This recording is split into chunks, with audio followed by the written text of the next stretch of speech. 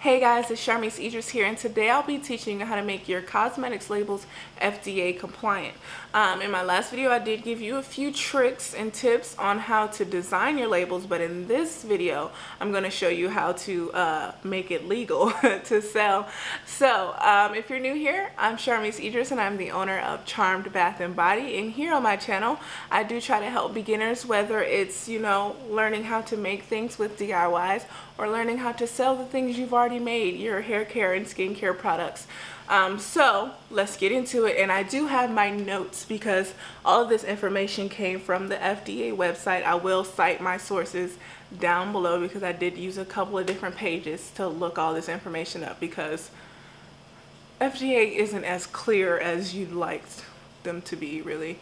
So I will be referring to my notes often, and I will put a little label here just to make it a little easier to comprehend what I'm saying, and I hope that helps. Yeah, so let's get started. So first we need to know what is a cosmetic, and according to the FDA, a cosmetic is a product except soap and intended to be applied to the human body for cleansing, beautifying, promoting attractiveness, or altering the appearance. So the first piece of terminology you'll need to know is the principal display panel, or the PDP, which is basically the part of the label that will be seen on display. So the first thing a customer sees when they're going to pick up a product. Basically the front, usually the front. So the first thing you need to have on there is the product identity. So in this case, let's say it's face oil. You can even call it Glow Face Oil, Radiance Face Oil. You need to have it prominently displayed as whatever. So in this case, I'm just going to say face oil. So this next thing does not apply to everyone.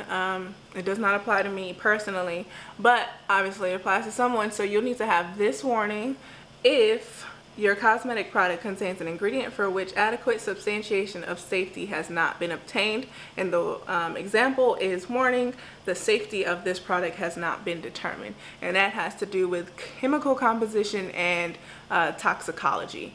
So I would really recommend that you research that and see if any of your ingredients, if you need that warning. So the last thing you must put on the front of your label or your PDP is the net quantity of contents. So if you're doing net weight, it would be net weight or net weight abbreviated.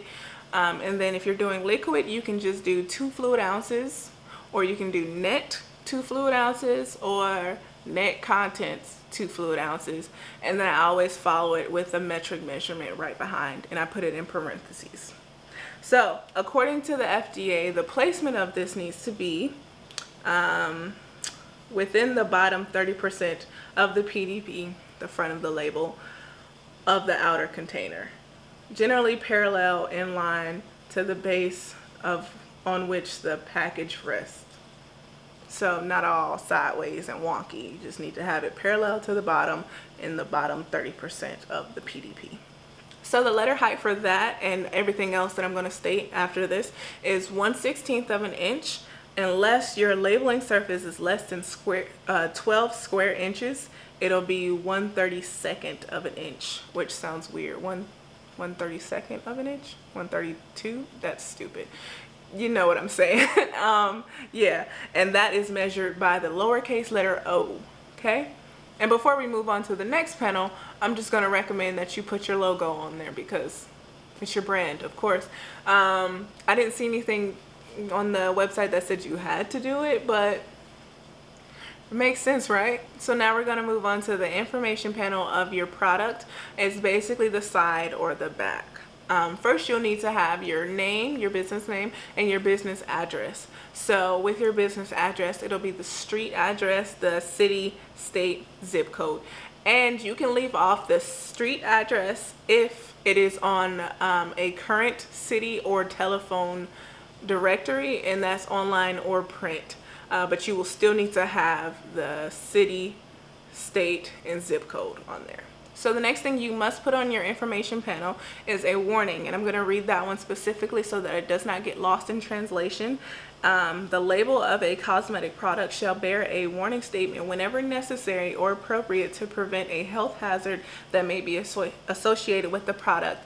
So whenever I make bath bombs, or whenever I sell bath bombs, they say may cause slippery tub, because the oil in it does cause a little bit of slipperiness, and I do that for my customer's sake, but also for my sake as well. So you know, if you have a product that is not healthy for pregnant women or for kids, you need to put that on there. So the next thing you need to put on your label is directions for safe use, and that is not necessary for all products. It is required for products like what is it, foaming detergent bath products must have directions for safe use. Regardless of what the product is, I still put directions for safe use.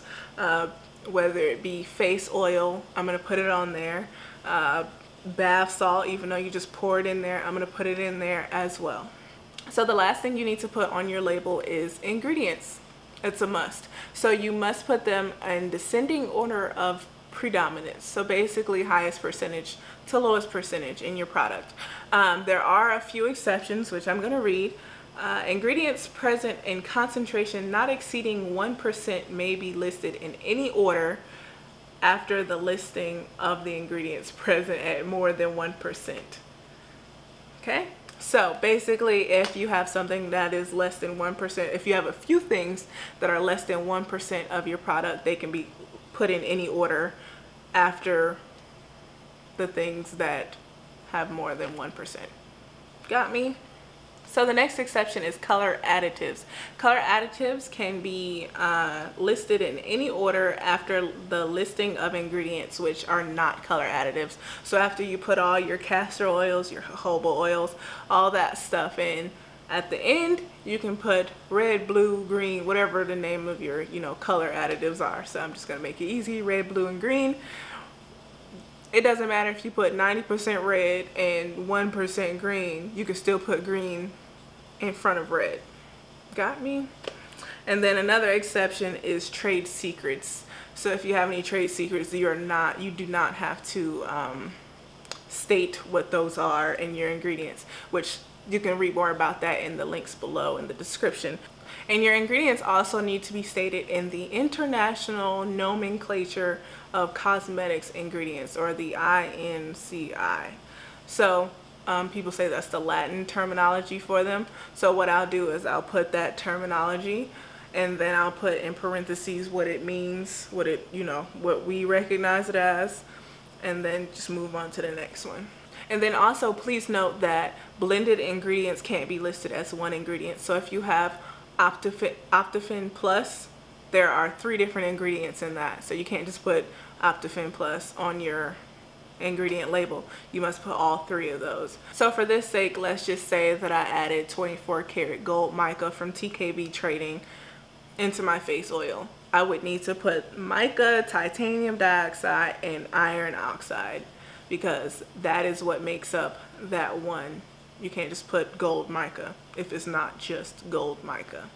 And then there are a few extras that I like to add. I do put my website on my label on the information panel, and then I also used to put my email on there as well, just in case anybody had any questions about the product. And then one of my major questions about labels was, do I need to put an expiration or a shelf life on my cosmetics labeling?